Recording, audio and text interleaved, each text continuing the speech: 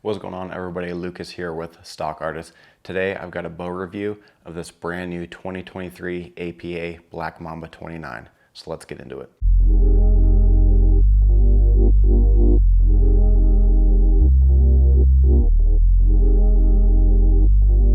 Alright, so as a little disclaimer, I am sponsored by APA. They did send me this bow to review. However, this will still be my honest review about this bow.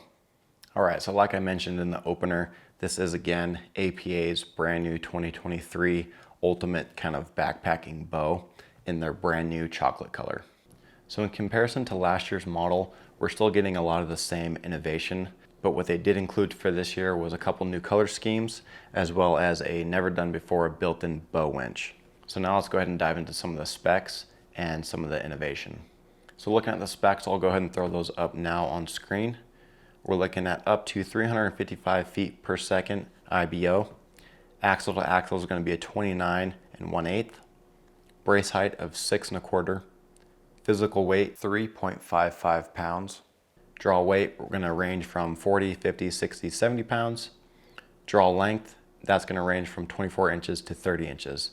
And then let off is going to be 80%. So when I was comparing these specs to some of the other bow manufacturers out there and their new 2023 line bows, a lot of these specs were actually better than some of those other ones, or a majority of them in terms of speed and weight. This one had them pretty much all beat, and I mean other top of the line bow manufacturers out there. The only thing that I would say the Black Mamba or just the APA bows in general kind of lack is the range of let off. Some of the other bow manufacturers, you could kind of adjust that let off anywhere from 80 to 90%, whereas all of the APA bows are all kind of set at that 80%.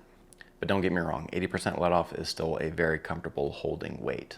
So now let's go ahead and dive into the technology that all of these APA bows are jam-packed with.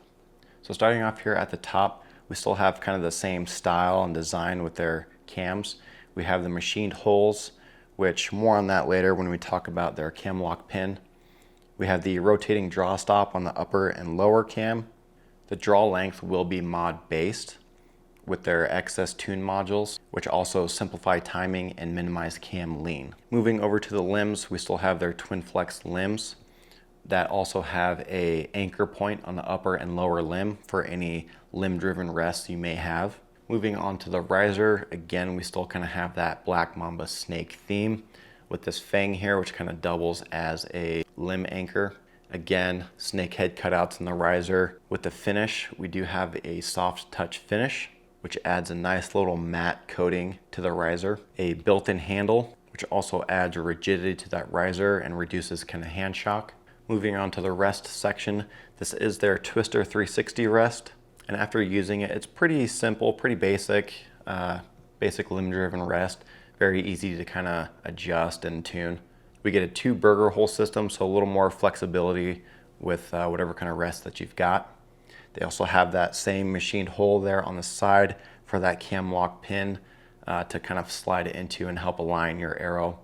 So on the back here, we have their micro tune cable roller. This will speed up or slow down that bottom cam. I would say do this as a last step after you've done the big adjustments to your timing of your cams. And after you've done that, then go ahead and move to this micro tune for that bottom cam. Moving down, we have their mass transfer module, which you can kind of put anywhere where this dampener rod is. I was kind of using it as a little side kicker versus using one of my V-bars. And I found that to be, pretty helpful. Just a little less stuff hanging off the side of your bow. So I had my main stabilizer out front, and I was using this mass transfer module as kind of like a side kicker. Over here, we've got their tried and true tool section with the knife sharpener. So if you're out, quartering up an animal or something like that and your knife gets dull, you can just use this knife sharpener here in the riser. You've got the knock wrench, broadhead wrench, and then of course their cam lock pin. So again, touching on what this does, if you pull the strings back a little bit, you can lock this pin into the upper or lower cam. That will allow you to take off your strings, take off your yokes, do whatever you need to, tweak, adjust, anything you need to without using a bow press. So this thing is awesome. I would say the biggest innovative thing that archery has seen in a long time. This also, again, can slide right into where your rest is, and it has a little centered line notch in it. So after you put your arrow on there, it helps kind of center up that arrow rest. Another thing that I thought was kind of cool, if you have just like a standard rope wrist sling, you can slide this through this little riser portion right here where this hole is, and then it has a little set screw in the back here.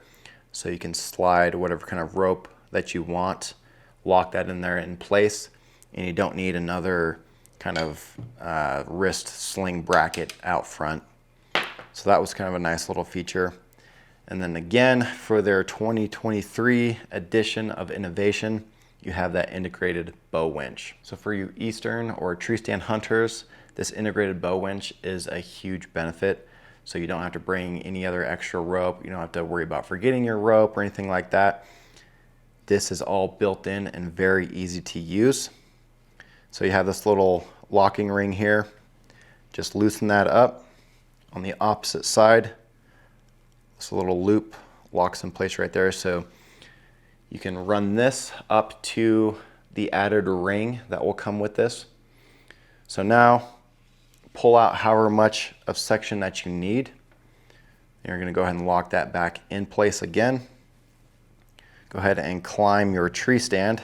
Let me put this back in there. Go ahead and climb your tree stand. Then once you get up to the top, you go ahead and pull this thing up. So what this ring does is kind of allows for a even weight distribution as you're kind of pulling your bow up. And then once you get to the top, go ahead and unlock it. It has this little knob right here, so now you can go ahead and wind this up. Wind it all the way up again. Lock this little D-loop to this little notch here on the opposite side. Pull it tight, lock it, and that is your integrated bow winch that they added for this year's model.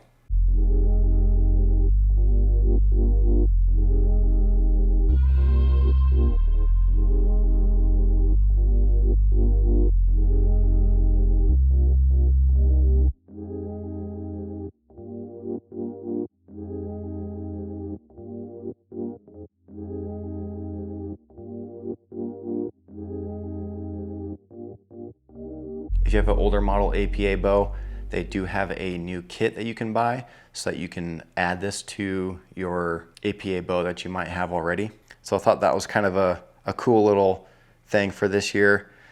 Honestly, for you Western big game hunters, you're probably not going to use it, but if you are hunting out of a tree stand, this is an awesome feature to have.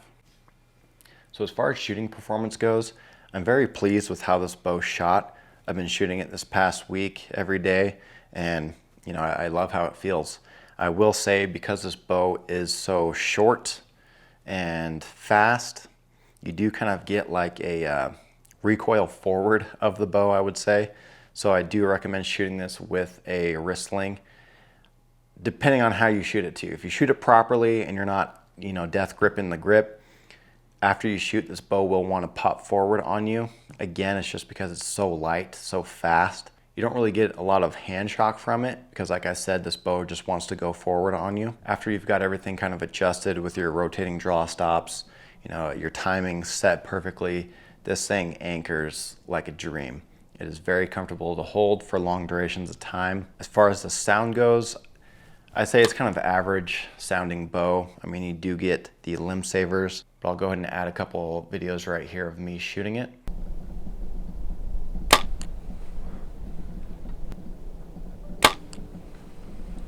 So I think I've got a little rattle in my bow sight that I can't really find out where it's coming from. So what I'm going to do is move a little bit closer, take my bow sight off, and then shoot it without the bow sight so that there's no rattling, so that you can get a little bit better of a picture of what this bow sounds like.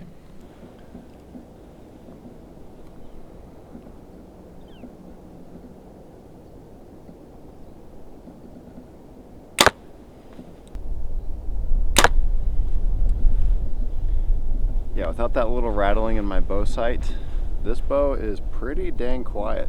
I I am pretty impressed with how quiet this is. So that's all I've pretty much got for this review. The biggest thing I love about APA is that they're always adding new and different things into their bows. This bow is definitely jam-packed with a ton of features that allows the user to make pretty much any kind of change or tweak that you need to out in the field. That's why I love APA as a bow manufacturer so much. They're just constantly coming up with things that other bow manufacturers don't really care about. So this is definitely the ultimate kind of backpacking bow.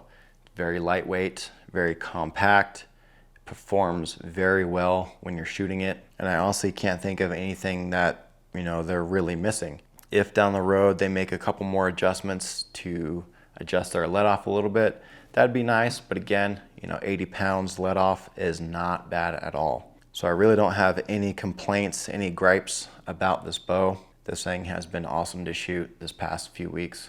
So go ahead and head over to apaarchery.com, click on their dealer tab and see if there is a dealer next to you where you can go and try one of these bows out. I highly recommend it.